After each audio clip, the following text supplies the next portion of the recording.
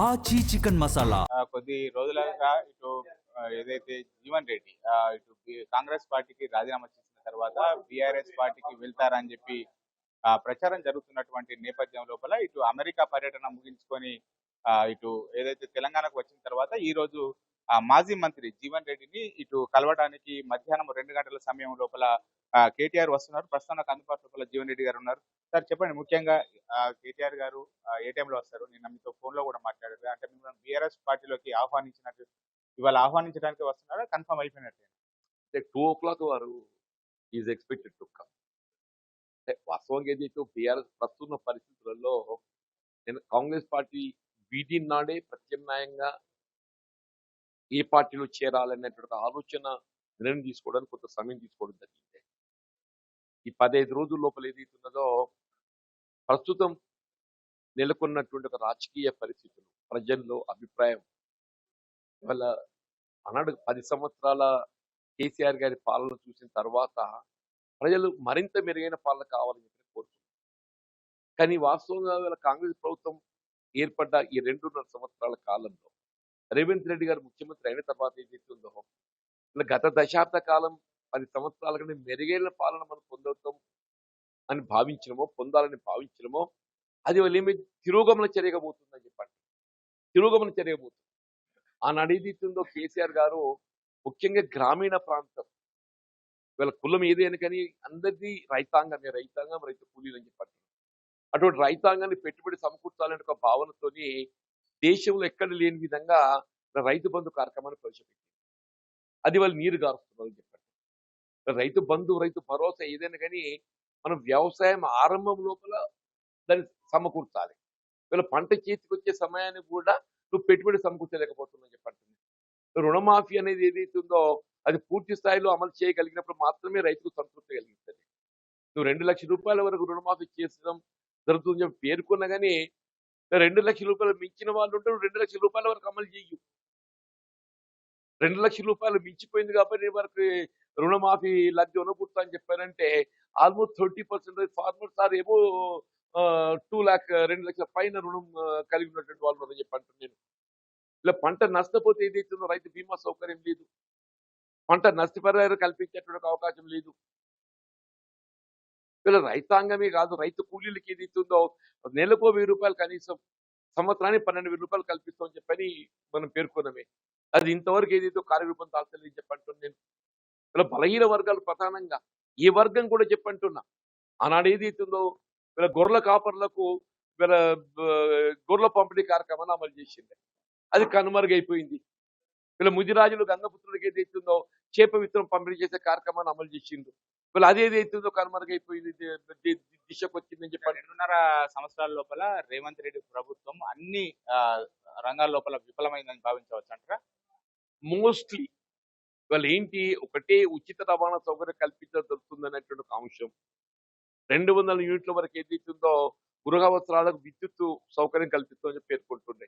కానీ అది కూడా ఏదైతున్నదో మళ్ళీ కొత్త వాళ్ళకి ఇవ్వటం లేదు, అది కూడా కొత్త వాళ్ళకి ఇవ్వటం లేదు అని చెప్పంటున్నాను నేను. ఇలా మన ప్రచార ఆర్భాటాలు తప్ప ముఖ్యంగా మనం తెలంగాణ రాష్ట్ర ఏర్పాటే ప్రధానంగా విద్యార్థులు, నిరుద్యోగ యువత, ఉద్యోగస్తులు, ఉపాధ్యాయులు చెప్పంటారు. తెలంగాణ రాష్ట్ర ఏర్పాటు ఉద్యమం ఇలా విద్యార్థులు వాళ్ళు ఏ వర్గమే కానివ్వండి, దళితులు, బలహీన వర్గాలు, అల్పసంఖ్యాక వర్గాలు వాళ్ళకు ఉచిత ఫీజు రీంబర్స్మెంట్ కార్యక్రమాన్ని ఉమ్మడి రాష్ట్రం కాంగ్రెస్ పార్టీ అమలు చేస్తూ ఆరంభించింది. అది వాళ్ళు నీరు గార్చింది. చివరి కోర్టు ఏదైతుందో మొట్టికాయలు వేసి ప్రభుత్వం చెల్లించలేనప్పుడు మరి పేరెంట్స్ దగ్గర వసూలు చేయండి తప్పలేదు అని చెప్పే కాడికి వచ్చిందని చెప్పండి. కేరళ ఎన్నికల ప్రచారం లోపల తెలంగాణ మోడల్, తెలంగాణ లోపల ఎక్కడ లేని విధంగా అంటే ఉచిత బస్సు ఇవన్నీ మోడల్ గా ఉన్నది. కేరళ కూడా ఇటు తెలంగాణను చూసి నేర్చుకోవాలని చెప్పి ఇటు రేవంత్ రెడ్డి గారు ఎన్నికల ప్రచారం. అసలు కేరళకు మనకు పోలికే లేదేనా అని అంటున్నాను. విద్యలో వాళ్ళు ఎక్కడున్నో మనం ఎక్కడున్నామని చెప్పంటున్నాను. విద్యలో వాళ్ళు ఎక్కడున్నో మనం ఎక్కడున్నామని చెప్పంటున్నా. హెల్త్ సర్వీస్ లో వాళ్ళు ఎక్కడున్నో మనం ఎక్కడున్నామని చెప్పంటున్నాను. ఇక్కడ ఉన్నటువంటి మనం ప్రచార ఆర్భాటంలో వాళ్ళు లేరు, మనం ఉన్నాం ప్రచార ఆర్భాటంలో. అంతే తప్ప ఏదైతుందో కార్యాచరణ లోపల మనం ఎక్కడ కనబడతలేము, కార్యాచరణలో అమలు లోపల మనం ఎక్కడ కనబడతలేమని చెప్పంటున్నాను. అంటే ఖచ్చితంగా ఇప్పుడు వైఫల్యం చెందారు. మీరు కూడా పార్టీ మారడానికి ఖచ్చితంగా రేవంత్ రెడ్డి అని కారణం అని చెప్పుకోవచ్చు. 100%. ఎందుకంటే ప్రభుత్వ అధినేత ఆయన. ఇలా ప్రభుత్వానికి పేరు వచ్చినా ముఖ్యమంత్రి గారి వల్ల పాలన మెరుగుంది కాబట్టి ఆయనకి పేరు వస్తది. ప్రభుత్వం వైఫల్యం చెందిన గాని ఏదైతుందో ముఖ్యమంత్రి గారు ఆశించిన ఫలాలు అందించలేకపోయింది కాబట్టి వైఫల్యం చెందిందని చెప్పి భావించడం సహజమని చెప్పంటుంది. డెఫినెట్లీ రేవంత్ రెడ్డి గారు దీని యొక్క బాధ్యత వహించాల్సి ఉంటుంది. మీరు కూడా నాడు మేనిఫెస్టో రూపకల్పన లోపల కీలక పాత్ర ఉన్నారు. తులం బంగారం కూడా మీరు ప్రవేశపెట్టినటువంటి పథకమే. అది కూడా మీ అంటే ఎక్కడ కూడా ఇప్పటి వరకు ఆచరణకు నోచుకోవడం లేదు కదా. ఒక విధంగా ప్రభుత్వం అధికారం రావటం లోపల అది కూడా ఒక భాగం. ఆడబిడ్డలకి ఏదైతుందో వీళ్ళ కేసీఆర్ గారి ప్రభుత్వం ₹1,00,000 కళ్యాణ లక్ష్మి షాదీ ముబారక్ ఏదో కల్పించింది. అంతకంటే అదనంగా కల్పిస్తామని చెప్పని మనం ఆశ కల్పించడం. వీళ్ళ కార్యాచరణలో అది ఏదైతుందో నోచుకోవటం లేదు. కార్యాచరణ నోచుకోవటం లేదు. ఇప్పుడు తులం బంగారం ఇంకొక ₹1,00,000 అదనంగా అవుతుంది. కేసీఆర్ ₹1,00,000తో అమలు చేస్తున్నాడు. నువ్వు అధికారంగా నీకు 1,00,000 ఎక్కువ ఇస్తావని చెప్పాను. ఇయ్యాలి కదా. వీళ్ళ పెన్షన్ ఉమ్మడి రాష్ట్రంలో ₹200 అమలు చేసిందే. ఆనాడు pension was only ₹200 per month ఉమ్మడి రాష్ట్రంలో. కేసీఆర్ గారు అధికారానికి వచ్చిన దాన్ని ₹1000 చేసిండు. Is increase to 5 times. మళ్ళీ 5 సంవత్సరాల్లో ఇస్ ఇంక్రీజ్ డబుల్. 1000ని 2000 చేసిండు. నువ్వు 2000 4000 చేస్తావని చెప్పాను. ఇంతవరకు కార్యరూపం లేదని చెప్పి అంటున్నా. ఇప్పుడు బీడీ కార్మికులు ఏదైతే దేశంలో ఎక్కడ పెన్షన్ సౌకర్యం లేదు. ఓన్లీ తెలంగాణ రాష్ట్రంలో పెన్షన్ సౌకర్యం ఉందని చెప్పి అంటున్నాను. ఇలా గిరిజనులు ఎస్టీ వాళ్ళకి 6% రిజర్వేషన్ 10% వీళ్ళు అమలు చేస్తున్నారని చెప్పి అంటున్నా. గిరిజనులకు వాళ్ళ జనాభా ప్రాతిపదికన కల్పించాల్సిన రిజర్వేషన్ సౌకర్యం ఆ ఉమ్మడి రాష్ట్రంలో కల్పించలేకపోతే తెలంగాణ రాష్ట్రం ఏర్పడ్డ తర్వాత కల్పించదలుతుందని చెప్పి పేర్కొని 6% ఉన్న రిజర్వేషన్ 10% అమలు తెచ్చింది వల్ల. అది విద్యా ఉద్యోగాలే కానీ స్థానిక సంస్థల ఎన్నికలే కానీ అన్నింటిలో ఏదైతుందో గిరిజనులకు ఇవాళ 10% రిజర్వేషన్ సౌకర్యం కల్పింపజేయడం జరుగుతుందని చెప్పి అంటున్నా. 10 సంవత్సరాల లోపల కేసీఆర్ దిగిపోవాలని చెప్పి పోరాటం చేసినటువంటి జీవన్ రెడ్డి ఇప్పుడు రేవంత్ రెడ్డి దిగిపోవాలని చెప్పి పోరాటం చేయడానికి సిద్ధమైనట్టు పరిస్థితి. 10 సంవత్సరాల కేసీఆర్ గారి పాలన చూసిన తదుపరి ఇంకా మెరుగైన పాలన వస్తుందని చెప్పి నేను భావించిన. మార్పు అనేది మనం ఎప్పటికైనా మెరుగు అంటే బెటర్ కోసం మార్పు ఉంటుంది. కానీ ఆ మెరుగు ఆ బెటర్ కనబడినప్పుడు ఏంటి ఆ పాతదే బెటర్ ఉండే కాడికి వచ్చింది. రేవంత్ పాలన కన్నా కేసీఆర్ పాలన బెటర్ అనే అది సమాజం ప్రజల్లో వచ్చింది. అది ప్రజల్లో వచ్చింది. రేవంత్ రెడ్డి గారు 2 సంవత్సరాల పాలన కంటే కేసీఆర్ గారి పాలన పెద్ద మనిషి ఆయన మంచిగుండేదా? ఏది చేసినా కానీ వీళ్ళు ఇంత ఆయకట్టు సాగునీరు అందింపజేయాలని చెప్పని ఆ కాళేశ్వరం ప్రాజెక్టు నిర్మాణం తలపెట్టిండు. అదేదో 2 పిల్లర్లు కుంగిపోతే 2 సంవత్సరాలు కట్టిన పునర్నిర్మాణం లేదు. ప్రత్యామ్నాయంగా తుమ్మిడియేటి వద్ద బ్యారేజ్ నిర్మాణం చేస్తామని చెప్పినారు. అది లేదు. గతంలో కాళేశ్వరం మీద మీరే విమర్శలు చేశారు. తుమ్మడేటి వద్దనే అప్పుడు కాంగ్రెస్ ప్రభుత్వం చేపట్టినటువంటి తుమ్మడేటి దగ్గర చేయకుండా కాళేశ్వరం నిర్మించారని అప్పుడే అన్నారు. ఇప్పుడు అంటే కాళేశ్వరం ద్వారానే పంట పొలాలకు నీరు వస్తున్నాయి. ఇప్పుడు వాస్తవమే ఆనాడు ఏదైతుందో 152 మీటర్ లెవెల్లో నిర్మాణం చేయగలిగితే బాగుంటుందని చెప్పని మనం అంచనాలు రూపొందించాం. 152 మీటర్ల లెవెల్లో సాధ్యం కానప్పుడు ఏదైతుందో అది 148 మీటర్ లెవెల్కి ఏదైతుందో అనుమతులు పొందిన 148 మీటర్ లెవెల్ కన్నా ఏదైతుందో మన ఇక్కడ కాళేశ్వరం మేడిగడ్డ వద్ద 100 మీటర్ల లెవెల్తో ఇంకొక 2 లిఫ్ట్లు అదనంగా అవుతుంది. ఆ 2 లిఫ్ట్ల అదనంతో ఏదైతుందో ఈ పుష్కలంగా నీరు లభించే అవకాశం మనం పొందుతున్నాం అని చెప్పి అంటున్నాం.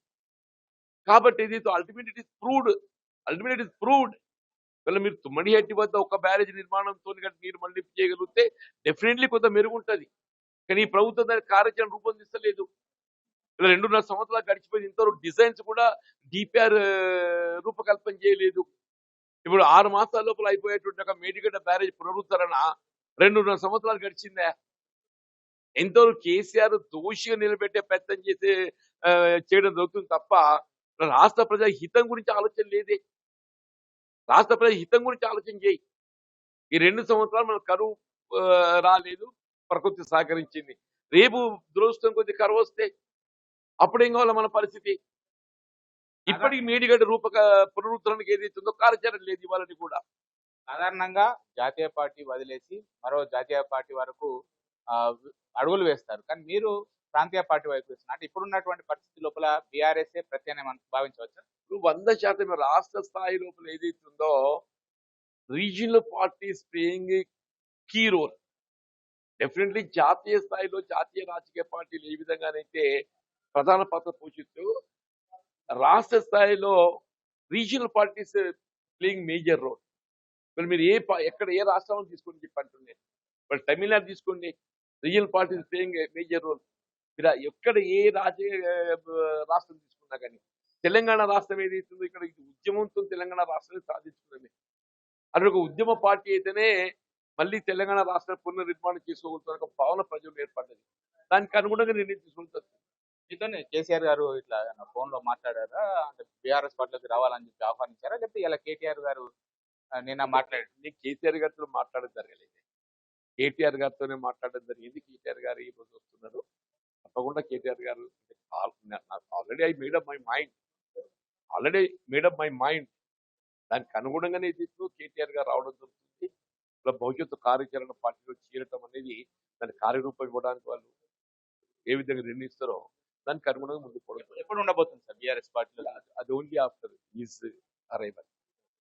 ఇది ముఖ్యంగా అయితే పెద్ద ఎత్తున కూడా ఇటు రేవంత్ రెడ్డి ఏదైతే అప్పటి బీఆర్ఎస్ ప్రభుత్వం పైన ఎన్నో ఆశలు ఉండేవి. ఆ ఆశలను కాంగ్రెస్ పార్టీ హామీలు ఆశలు నెరవేర్చారని చెప్పి భావించినా కానీ 2.5 సంవత్సరాల లోపల ఇప్పటి కాంగ్రెస్ ప్రభుత్వం కన్నా అప్పటి బీఆర్ఎస్ ప్రభుత్వమే హామీలు నెరవేర్చడం లోపల కీలక పాత్ర పోషించింది.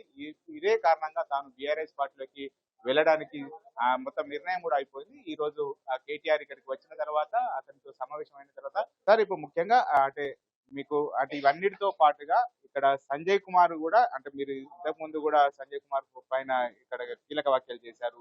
ఆ బీఆర్ఎస్ పార్టీ లోపల ఉన్నట్టున అనుకుంటూనే కాంగ్రెస్ పార్టీలో చేరాలని చెప్తున్నటువంటి పరిస్థితి. మీరు ఫిరాయింపుల దాని మీద పెద్ద ఎత్తున కూడా పోరాటం చేస్తున్నారు.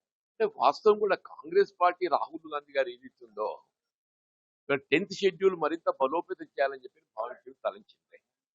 మరి అటువంటి యొక్క రాహుల్ గాంధీ గారి యొక్క ఆలోచనకు భిన్నంగా రాష్ట్ర ప్రభుత్వం రాష్ట్ర పార్టీని తీసుకోవటం ఏదైతుందో అది కొంత నా కొరకనే కాదు, స్థానికంగా రాష్ట్రంలో ఉండేటువంటి యొక్క దశాబ్దాల తరబడి పార్టీ నిర్మాణం కొరకు బలోపేతం కొరకు పనిచేసిన కార్యకర్తల్లో నిరుత్సాహాన్ని పెంపొందించింది. దాని పరిణామం ఏదైతుందో ఇవాళ పార్టీ ఒక విధంగా నిర్వీర్యం కావడానికి అది కూడా కారణం అని చెప్పట్టు నేను. ఇప్పుడు ఎవడైతే 10 ఏళ్ళకి కష్టపడ్డాడో వాడు దాని ఫలాలు పొందాలని చూస్తాడే. ఆ 10 ఏళ్ళకి కష్టపడ్డాడు పొందాల్సిన ఫలాలు అని లభించకుండా పొందే అవకాశం లేకుండా ఎవడు ఇవ్వాలొచ్చిన కల్పిస్తుందని చెప్పి చూస్తే ఎట్లా కూర్చుంటారే. That's also one of the reason party నిర్వీర్యం కావడానికి. మీరు చాలా సార్లు కూడా సంజయ్ కుమార్ మీద ఇటు పార్టీ ఫిరాయింపుల మీద పోరాటం చేసేటప్పుడు మీ కార్యకర్తలకు కూడా మిమ్మల్ని నమ్ముకున్నటువంటి వాళ్ళకు కూడా న్యాయం చేస్తామని చెప్పి అధిష్టానం భరోసా ఇచ్చింది. వీళ్ళు ఇచ్చిన దాని కార్యరూపం దాన్ని అమలు చేయలేదు. మీరు అనేది కరెక్టే, ఆ భరోసా ఇచ్చింది కానీ అమల్లో ఏదైతే ఉందో అది కార్యాచరణ అమలు తీసుకురాలేదు. ఇది లేని పరిస్థితి లోపల ఏదైతే ఉందో కాంగ్రెస్ పార్టీ వీడే పరిస్థితి ఏర్పడదని చెప్పండి. కాంగ్రెస్ పార్టీ లోపల ఇటు అంటే అధికారంలోకి వచ్చిన తర్వాత ఎలాంటి లబ్ధి చేకూరడంతో పాటుగా ప్రతి క్షణము కూడా తను అవమానాల గురించి బాధపడ్డాను, అవమానాలకే గురయ్యానని చెప్పి తనకు నమ్ముకున్నటువంటి కార్యకర్తలు 10 ఏళ్ల లోపల ఎన్నో పోరాటాలు చేశారు. బీఆర్ఎస్ కు యాంటీగా అలాంటి కార్యకర్తలు ఇప్పుడు ఏ పదవులు లేకుండా ఉన్నారు. ఏదైతే బీఆర్ఎస్ పార్టీ లోపల పదవులు అనుభవించారో ఆ పదవులు అనుభవించిన వారికి ఇప్పుడు కాంగ్రెస్ పార్టీ లోపల పదవులు వస్తున్నాయి. ఇదే తాను నిరాశ నిస్పృహలకు లోనైనటువంటి పరిస్థితి ఉన్నటువంటి నేపథ్యం లోపల ఇప్పుడు పార్టీ వీడడము అనేటువంటిది ఆల్రెడీ రాజీనామా చేయడం అయిపోయింది. తర్వాత ఇప్పుడు బీఆర్ఎస్ పార్టీ లోపల ఇటు కేటీఆర్ గారు కూడా జీవన్ రెడ్డి గారితో మాట్లాడడం జరిగింది. 2 గంటలకు ఇక్కడికి వచ్చిన తర్వాత జీవన్ రెడ్డి గారితో సమావేశం అయినటువంటి నేపథ్యం లోపల ఇటు ఉమ్మడి కరీంనగర్ జిల్లాకు సంబంధించినటువంటి మాజీ మంత్రులు మాజీ ఎమ్మెల్యేలు అందరూ కూడా సమావేశం అయిన తర్వాత జీవన్ రెడ్డి డిమాండ్స్ ఇటు కేటీఆర్ గారికి విన్నవించేటువంటి అవకాశం ఉన్నది. దాని తర్వాత పార్టీ లోపల ఎప్పుడు చేరేది అనేటువంటిది తర్వాత ప్రెస్ మీట్ అనంతరము నిర్ణయం వెలువడించేటువంటి అవకాశం ఉన్నట్లయితే తెలుసు.